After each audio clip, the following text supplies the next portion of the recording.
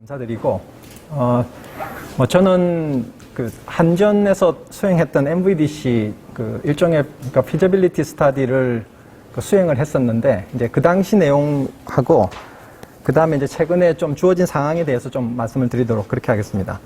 그래서 제목은 좀 거창한데요. 그래서 에너지 전환 환경에서의 미디움 볼티지 다이렉트 커런트 시스템이라고 이제 정했습니다. 그래서 오늘 제가 말씀드릴 사항은 크게 세 가지인데요. 그 중에 1번과 2번 위주로 말씀을 드리고 3번은 시간이 되면 좀 더 말씀을 드리도록 그렇게 하겠습니다. 아까 우리 이금정 PD님 딱 보니까 20분 정확하게 딱 맞추시던데 그래서 시계가 있는 줄 알았는데 시계가 없네요. 그래서 최대한 시간을 맞추도록 노력하겠습니다.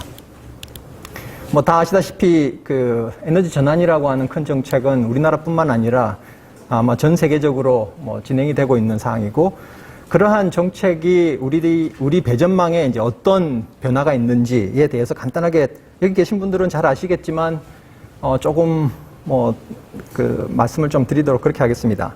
그러니까 우선 2050년까지 유럽에서의 그린 딜이라고 하는 정책이 되겠는데요. 그러니까 이 정책 자체가 실제 우리 에너지 분야에는 크게 다음과 같은 메시지를 준다라고 생각할 수 있습니다.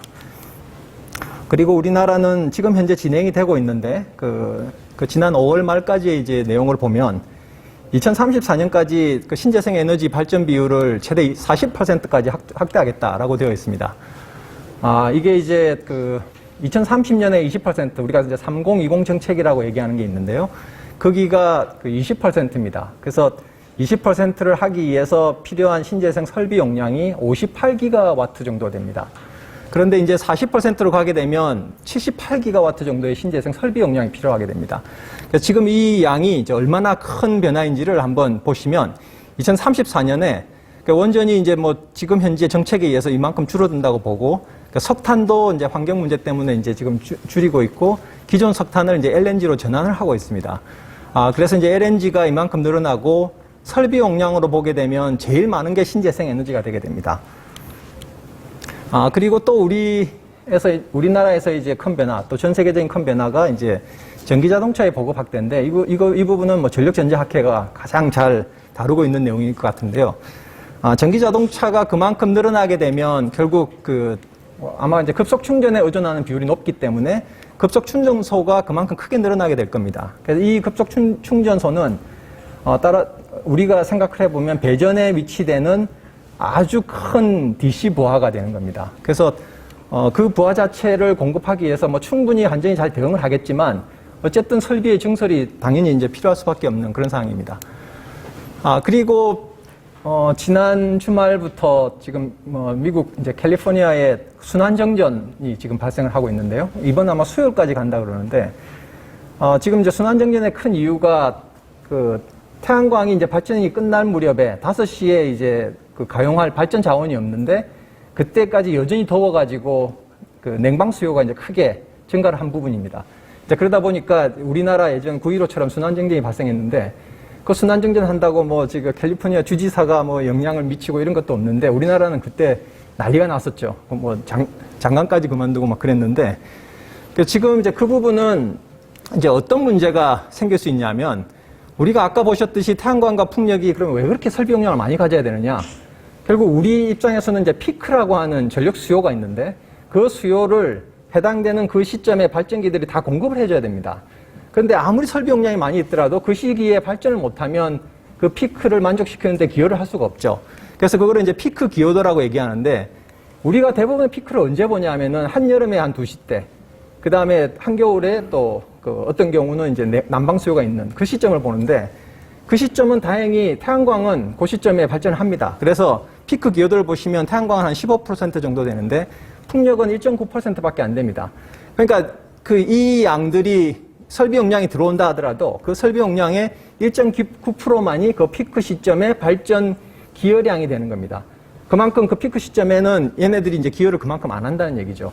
그리고 또 하나의 이거하고 또 역설적인 또 문제가 또 하나 더 있는데 비록 피크에 그만큼 기여는 못하지만 얘네들도 발전기입니다. 그래서 해당되는 풍력이나 태양광의 설비 용량만큼으로 접속 설비나 공용망 보강을 또 해줘야 됩니다.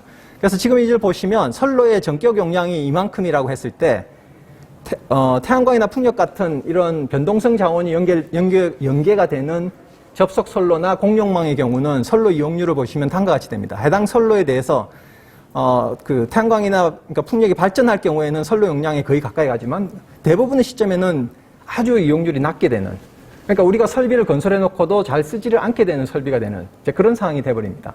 그와 반면에 뭐 원자력이나 이제 석탄화력 같이 우리 기저에 해당하는 전원과 관련되어 있는 선로를 보면 거의 대부분 선로 용량의 거의 뭐 95% 이상 이렇게 이제 사용을 하게 됩니다. 그러니까 결국은 재생에너지가 들어가게 되면 피크 기여도가 낮아서 훨씬 큰 용량의 설비 용량을 가져야 되고 그 설비 용량에 준해 가지고 또 송변전 설비를 또 갖춰줘야 되고 이 부분이 결국은 그러니까 뭐 덤에 덤을 더 얹어줘야 되는 이제 그런 부분이 이제 되게 됩니다. 자, 그런데 또 하나의 또 큰 문제는 지금 아시다시피 변동성 전원 자체가 해당 출력에 대한 예측을 이제 잘 하려고는 하고 있지만 컨트롤러블 하지 않습니다. 지금 이 시점에 필요하다고 해서 발전해달라.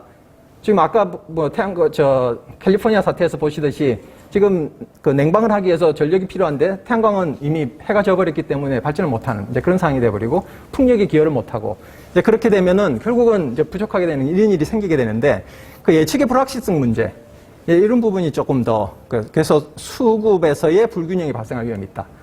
캘리포니아는 이제 재생에너지 비율이 워낙 높으니까 이제 그런데 우리는 아까 우리 PD님이 말씀하신 것처럼 제주도의 경우는 오히려 그 태양광이 발전을 많이 할 시점에 오히려 부하가 부족해가지고 그러니까 태양광을 잘라야 되는. 근데 이제 태양광은 또 자르지 않고 있고 풍력만 지금 자르고 있습니다. 그 제주도에서는 그런 식의 이제 문제가 있게 됩니다. 그리고 오해가 있을 수도 있는데 캘리포니아도 지금 막대한 양의 커테일을 하고 있습니다. 지금. 그리고 또 하나의 이제 문제가 인버터 기반의 발전원은 우리가 알고 있는 그 대규모 발전 설비 동기기처럼 그렇게 강한 발전기들이 아닙니다. 그래서 그 송전망에서의 고장이 발생해가지고 자기가 접속해 있는 모선의 전압이 떨어지게 되면 그 부분은 이제 전력전자에서 인버터의 성능을 더 개선하면 될 문제인데 그러니까 접속 기준만 이제 만족시키기 위해서 들어온 인버터의 경우에는 그 송전망에서 전압이 떨어지게 되면 해당 인버터가 이제 동작을 멈추게 되는 이제 그런 일이 발생하게 됩니다. 미국 이것도 캘리포니아에서 산불이 발생했을 때 그 송전 선로가 이제 고장이 좀 발생해가지고 전압이 떨어졌는데 거기 연결돼 있던 태양광 대단위 단지들이 다 그 모멘터리 세세이션이라고 해서 다 인버터 동작을 이제 멈춰버리는 그런 일이 발생하게 됩니다. 그러면은 송전 고장이 발생해서 그 부분을 정상적으로 제거를 했는데 그 이후에 우리가 생각지도 않던 그 발전원들이 대규모 발전원들이 탈락하는 이제 그런 식의 사고로 이어지게 되고 그 사고의 사례가 다음과 같습니다. 이게 우리나라에도 올해 1월 달에 제주도에서 똑같은 일이 발생을 했습니다. 제주도에 그 선로 하나 일선 지락 사고가 발생을 했는데 그때 운전하던 풍력 발전기 중에 반이 떨어져 나갔습니다. 근데 그때가 새벽이었고 만약 그때가 새벽이 아니고 낮 2시였다. 그러면은 지금 제주도에도 태양광이 한 300메가와트 이상 들어가 있습니다. 그 중에 운전되고 있던 태양광 중에 많은 태양광이 그때 뭐 같이 탈락을 했다. 그러면은 제주도에서도 그 지금과 같이 큰 발전원 탈락에 의한 이제 문제가 더 심각해지는 일이 발생할 수 있었습니다. 그래서 우리나라 육지에서도 보령 발전기가 탈락을 해가지고 그때는 주파수가 떨어져서 그 인근 태양광 많은 태양광 단지가 이제 또 탈락하는 이제 그런 사고가 또 있었습니다. 그래서 이 문제는 지금 우리나라에서도 지금 모니터링 되고 있는 그런 사항들이 되겠습니다. 그리고 이제 뭐 요거는 우리가 BTM이라고 부르는 미터기 이웃 안에 있는 재생에너지원이 부하를 직접 공급함으로 해가지고 그 개통 운영자 입장에서는 그 부하의 양도 보이지도 않고 태양광이 발전한 발전량도 보이지 않는 이런 부분입니다. 그러니까 이 부분은 언제 나타나냐 하면은 태양광 발전이 멈출 때 갑자기 부하가 나타나게 되는 겁니다. 그래서 이거를 미국에서는 이제 고스트 로드라고 부르는데 그런 부분들도 실제적으로는 제어도 할 수 없지만 관측하기도 힘든 이제 그런 부하들이 되겠습니다. 그래서 이제 앞으로 에너지 전환 과정에서 전력 개통은 결국 어떤 문제가 있을 수 있냐면 컨트롤러빌리티가 크게 부족하게 되는 겁니다. 그러니까 이 부분은 이제 제가 어떤 비유를 드냐면 우리가 이제 지금 예전에 축구 경기를 할 때 축구 경기에 들어가는 선수는 수비도 할 줄 알고 공격도 하는 선수가 들어갑니다. 그런데 지금 현재는 정책적으로 감독이 공격만 하는 선수로 공격과 수비를 다하는 선수를 대체를 하는 겁니다, 지금. 자, 그렇게 하다 보니까 우리가 이제 공격이라는 의미를 어디에 두냐 하면 유효 전력 거의 공급. 그러니까 지금 신재생 발전기는 어떤 식으로든 유효 전력을 자기가 낼 수 있는 최대한 내야 그것에 따른 수익을 받는 겁니다. S&P 플러스 REC를 해서. 그런데 거기서 만약에 내가 수비를 하기 위해서 Q를 더 공급하기 위해서 P를 더 덜 낸다. 이거는 지금 현재의 구조화에서는 신재생 사업자가 할 리가 없는 일입니다. 자, 그런 구조가 되어 있는 상태에서 그나마 그 공격과 수비를 다하는 애들이 수비 능력을 조금 더 발휘를 해가지고 공격만 하는 애들이 들어와도 그 조금 이제 좀 역할을 해주고 그래서 축구 경기가 되도록 만들었는데 지금 현재 이제 앞으로 아까 보신 그런 상황에서는 이제 공격과 수비를 하는 애들은 거의 이제 축구 경기장에 남아있지 않고 공격만 하는 애들만 남아있는 이제 그런 상황이 되게 됩니다. 그러면 자, 이 상황 하에서 우리가 뭐 컴플레인을 하려는 게 아니라 이제 이런 상황이 될 거니까 그럼 이런 상황에 대해서 어떻게 할 거냐?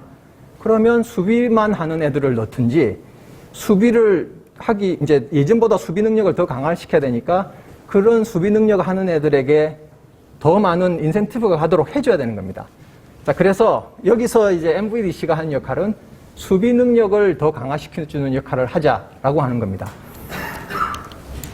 그래서 앞으로는 그러니까 우리가 이제 지금까지는 우리나라 이제 전기요금이 싼 이유 뭐 이렇게 얘기를 하면은 아주 경제적인 대용량 발전소를 아주 효과적인 효율적인 곳에 대규모로 조성을 해가지고 거기서 나온 전기를 대용량 장거리 송전을 해서 우리가 필요한 것에 공급을 하는 그런 구조로 갔기 때문에 아주 우리가 경제적으로 유리했다라고 이제 얘기를 많이 하는데 이제 앞으로 아까 보셨듯이 이제부터 다가오는 뭐 10년 안에는 그 기존의 대규모 발전소들은 거의 사라지기 때문에 결국 대용량 송전, 대규모 장거리 송전은 거의 이제 필요성이 이제 떨어지게 됩니다.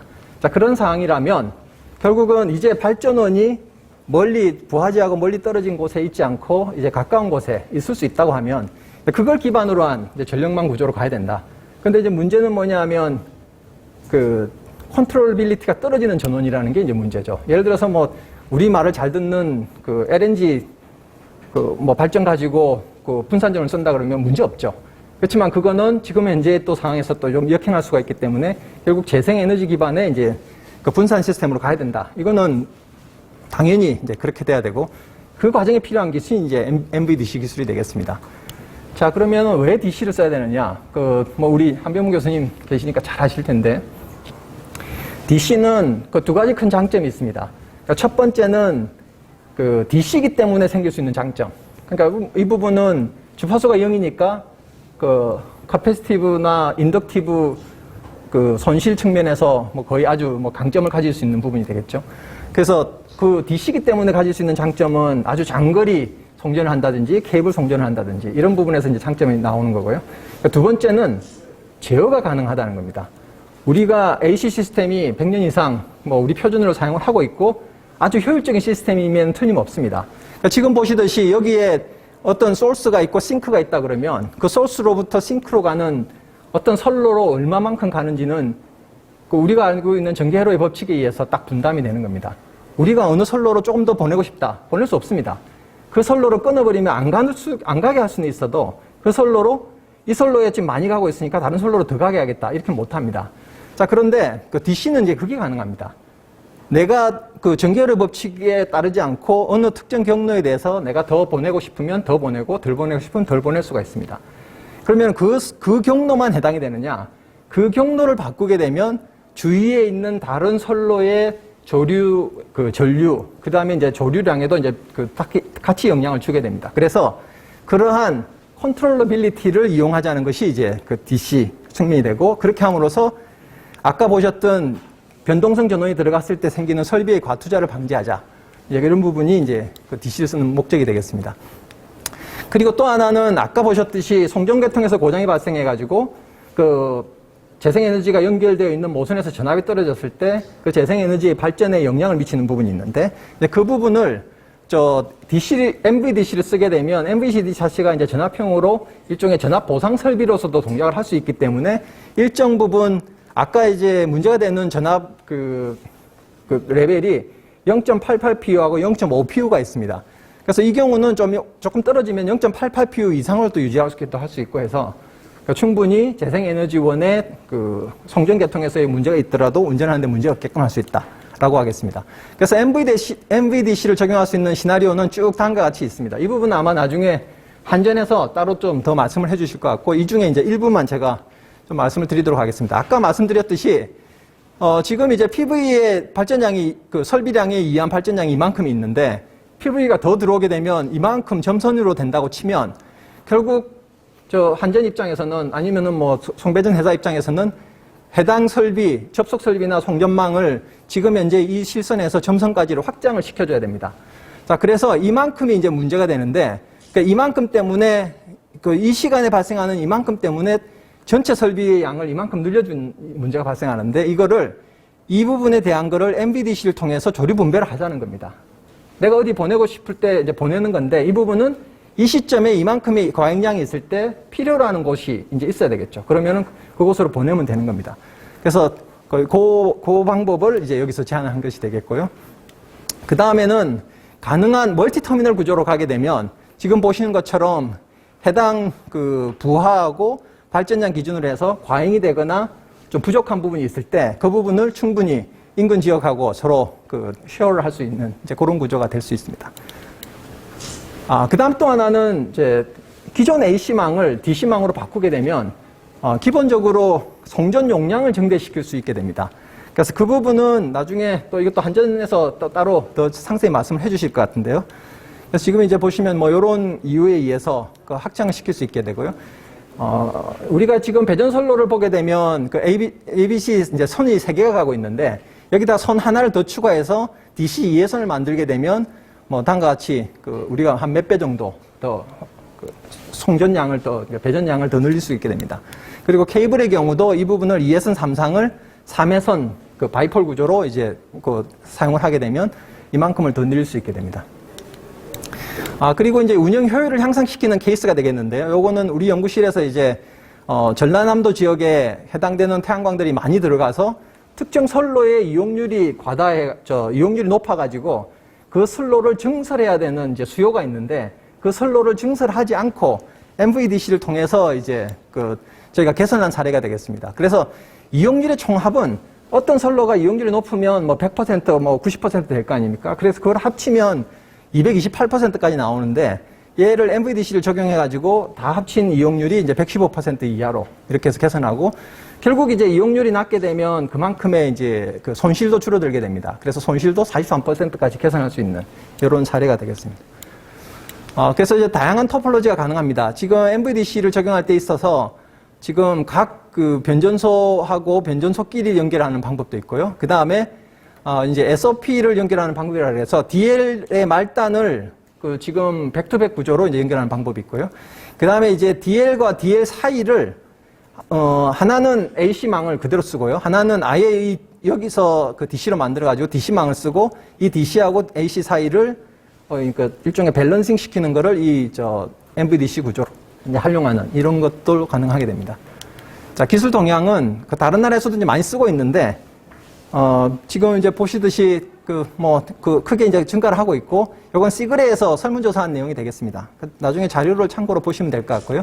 그래서 독일, 영국, 미국, 중국에서의 이제 지금 다양한 사례들이 있는데요. 중국의 이 사례는 멀티 터미널로 구성을 해가지고 어떤 특정 변전소의 이용률이 낮은 거를 개선하는 이제 그런 방법이 되겠습니다.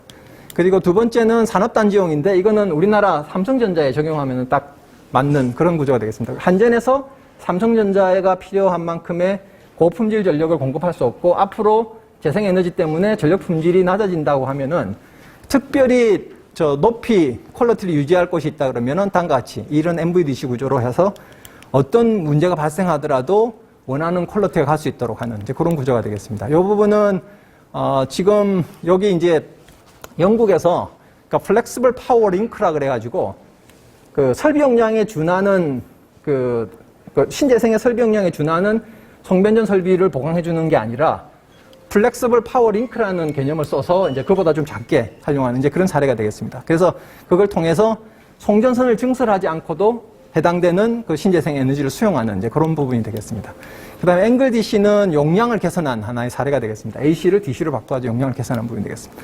3차 에너지 기본 계획에 MVDC가 포함이 되어 있고요. 근데 강주에서도 지금 플랫폼 사업이 이제 지금 추진이 되고 있고, 그래서 결국은 이제 앞으로 그 어떤 식으로든 그러니까 DC가 배전망이든 아니면은 아예 그냥 154급의 좀 HV 레벨이든 DC의 활용이 더 늘어날 수밖에 없다. 우리가 필요한 만큼 송전선을 충분히 지을 수 있다. 그러면 지금 현재 방법대로 가면 됩니다. 그런데 그게 안 된다 그러면 결국 다른 방법을 찾아야 되고 그중에 가장 효과적인 방법이 이제 DC를 활용한 방법입니다. 그리고 재생에너지의 변동성에서 수요와 공급이 안 맞는 부분을 어느 정도 공급처나 이제 수요처를 찾아가서 연결시켜준다는 거지. 그러니까 제주도 같이 이제 고립된 상황 안에서 그 안에서 아무리 MVDC를 잘 만든다고 해도 결국 그 수급이 안 맞는 문제는 해결할 수가 없거든요. 그래서 그런 부분은 결국 다른 곳으로서의 이제 뭐 보내는 방식이나 ESS를 쓰는 방식 이런 것들이 이제 활용이 될 것 같습니다. 그래서 앞으로 그 MVDC는 꼭 필요하다. 이 부분을 이제 뭐 제 결론으로 말씀을 드리도록 하겠습니다.